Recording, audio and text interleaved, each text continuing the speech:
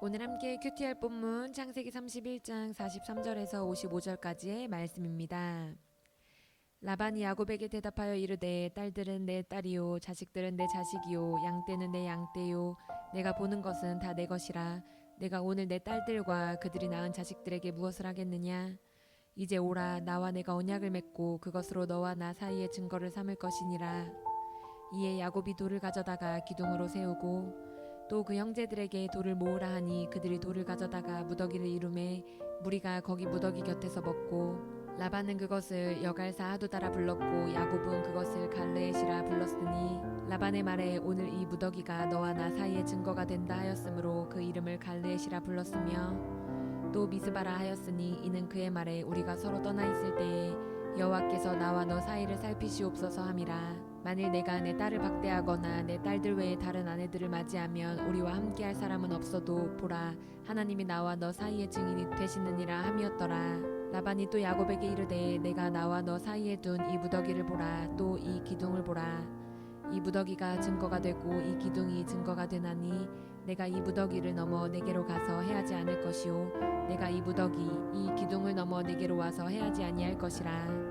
아브라함의 하나님 나홀의 하나님 그들의 조상의 하나님은 우리 사이에 판단하옵소서 하매 야곱이 그의 아버지 이삭이 경외하는 이를 가리켜 맹세하고 야곱이 또 산에서 제사를 드리고 형제들을 불러 떡을 먹이니 그들이 떡을 먹고 산에서 밤을 지내고 라반이 아침에 일찍이 일어나 손자들과 딸들에게 입맞추며 그들에게 축복하고 떠나 고향으로 돌아갔더라.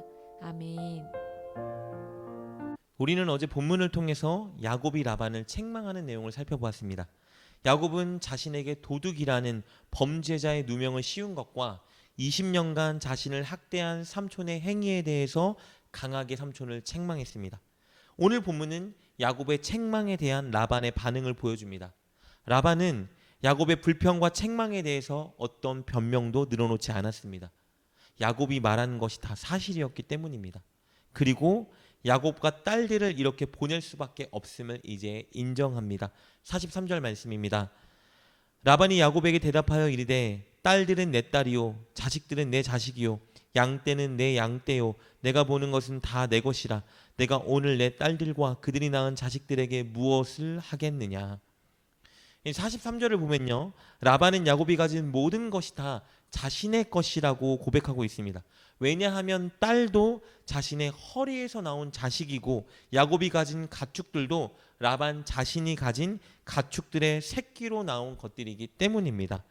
그러나 사실 야곱은 아내 둘에 대한 값과 자기 가축에 대한 모든 값을 삼촌에게 이미 다 지불한 상태였습니다. 아내 둘을 위해 14년간 삼촌에게 봉사했고 가축들을 위해서는 6년간 봉사했으며 계약을 맺은 대로 얼룩지고 점 있는 것들만 가져갔기 때문입니다.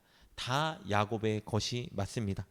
그러나 여전히 그것들이 자신의 것이라고 말하는 라반을 보면 그가 얼마나 무력과 소유욕을 가진 사람인지 우리는 알 수 있습니다.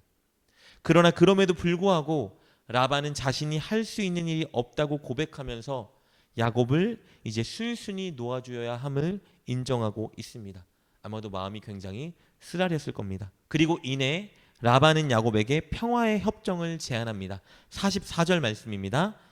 이제 오라 나와 내가 언약을 맺고 그것으로 너와 나 사이의 증거를 삼을 것이니라. 그렇다면 왜 갑자기 라반은 야곱과 언약을 맺으려 하는 것일까요? 두 가지 이유를 들 수 있습니다. 첫째, 혹시 훗날 생길지 모르는 재산권 분쟁을 미연에 방지하기 위해서입니다. 우리가 나눈 것처럼 당시 가정을 지켜주는 신이라 여겼던 우상인 드라빔은 재산 상속권의 증표이기도 했습니다. 당시 관습상 이것을 가진 사람이 재산에 대해 상속받을 수 있는 권리를 가지고 있었습니다. 그런데 라반은 드라빔을 분실했죠. 그래서 라반은 혹시 먼 훗날 자신에게 드라빔이 없는 것을 야곱이 알고 재산 상속에 대해 자신이 재산을 받아야 된다고 주장할까 염려하여 이것을 미연에 방지하고자 평화협정을 맺고자 한 것입니다. 혹은 야곱이 드라빔을 찾고 그것을 보여주면서 자기에게 재산 상속권이 있다고 주장할 것을 염려했기 때문에 이것을 방지하고자 평화협정을 제안한 것입니다. 그리고 라반이 야곱에게 평화의 협정을 맺고자 제안한 두 번째 이유는요, 혹시 모를 야곱의 보복을 차단하기 위해서였습니다. 야곱은 이미 엄청 부유해졌습니다. 라반은 이 상태로 야곱이 고향으로 돌아간다면 야곱의 세력이 훨씬 더 커지고 강성해질 것이라 생각했습니다. 그리고 만약에 야곱이 하란에서 20년간 라반에게 당한 부당한 처사에 보복을 결심한다면, 그래서 보복하러 이곳으로 돌아온다면 자신이 당해낼 재간이 없다고 생각한 것 같습니다. 그래서 그런 일을 미연에 방지하고자 라반은 야곱에게 평화의 협정을 제안하고 있는 것입니다. 이런 라반의 제안에 야곱은 흔쾌히 승낙합니다. 45절 46절 말씀입니다. 이에 야곱이 돌을 가져다가 기둥으로 세우고 또 그 형제들에게 돌을 모으라 하니 그들이 돌을 가져다가 무더기를 이루매 무리가 거기 무더기 곁에서 먹고. 야곱은 이에 돌을 가져다가 기둥을 세웠습니다. 이렇게 기둥을 세우는 이유는 서로 맺은 조약을 기념하기 위해서입니다. 그리고 야곱은 이것이 모자랐는지 다른 사람들, 그곳에 있던 모든 무리들에게 돌을 가져와 쌓으라고 명령합니다. 왜냐하면 삼촌 라반을 믿지 못했기 때문입니다. 그곳에 있던 모두를 언약의 증인으로 삼고 있는 것입니다. 그리고 야곱과 라반은 서로 다른 언어로 그들이 쌓은 돌무더기에 이름을 부여합니다. 47절 48절 말씀입니다. 라반은 그것을 여갈 사하드다라 불렀고 야곱은 그것을 갈레시라 불렀으니 라반의 말에 오늘 이 무더기가 너와 나 사이에 증거가 된다 하였으며 그 이름을 갈레시라 불렀으며. 라반은 그 돌무더기를 여갈 사하두다라고 부르고 야곱은 그것을 갈레시라 불렀습니다. 두 단어 모두의 뜻은 동일하게 증거의 무더기라는 뜻입니다. 그리고 라반은 이 돌무더기에 또 하나의 이름을 추가합니다. 그 이름은 미스바입니다. 49절 말씀입니다. 또 미스바라 하였으니 이는 그의 말에 우리가 서로 떠나 있을 때에 여호와께서 나와 너 사이를 살피시옵소서 함이라. 미스바의 뜻은 파수대라는 뜻입니다. 라반은 여호와께서 너와 나 사이를 파수꾼처럼 살피실 것이다 라고 주장하고 있는 것입니다. 즉 하나님이 보시며 판단하기 때문에 하나님을 인식하며 서로의 언약을 지키자는 의미인 것입니다. 이렇게 화평의 언약을 맺은 라반은 이제 장인으로서 야곱에게 마지막으로 두 가지를 명령합니다. 50절부터 52절까지의 말씀입니다. 만일 내가 내 딸을 박대하거나 내 딸들 외에 다른 아내들을 맞이하면 우리와 함께할 사람은 없어도 보라 하나님이 나와 너 사이의 증인이 되시리라 함이었더라. 라반이 또 야곱에게 이르되 내가 나와 너 사이에 둔 이 무더기를 보라. 또 이 기둥을 보라.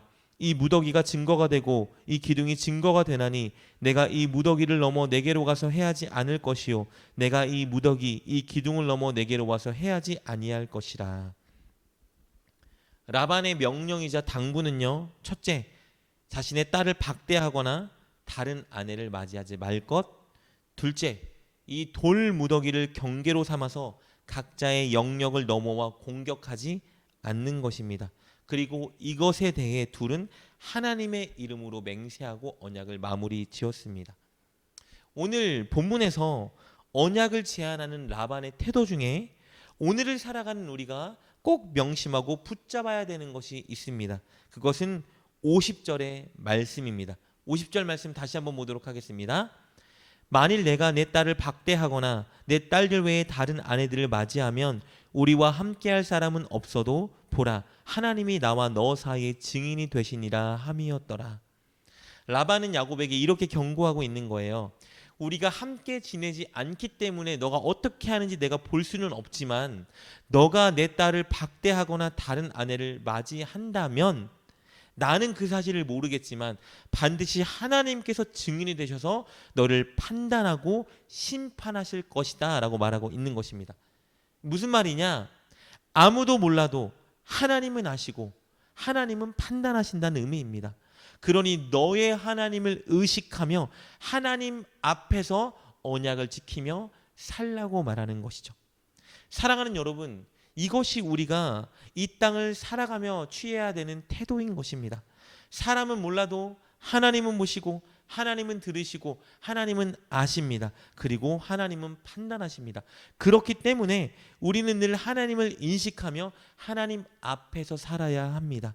한마디 말도, 하나의 행동도, 그리고 선택도 하나님을 인식하며 하기 위해 노력해야 하는 것입니다. 오늘 이 말씀을 꼭 붙들고 여러분을 바라보고 계시는 하나님을 인식하며 오늘을 살아가는 여러분 되시길 주님의 이름으로 축복합니다. 기도하겠습니다.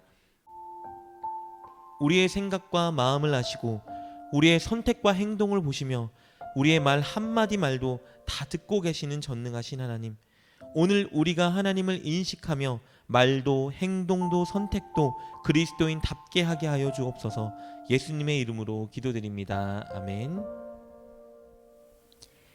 오늘 말씀을 통해 깨닫고 결단한 것은 무엇입니까?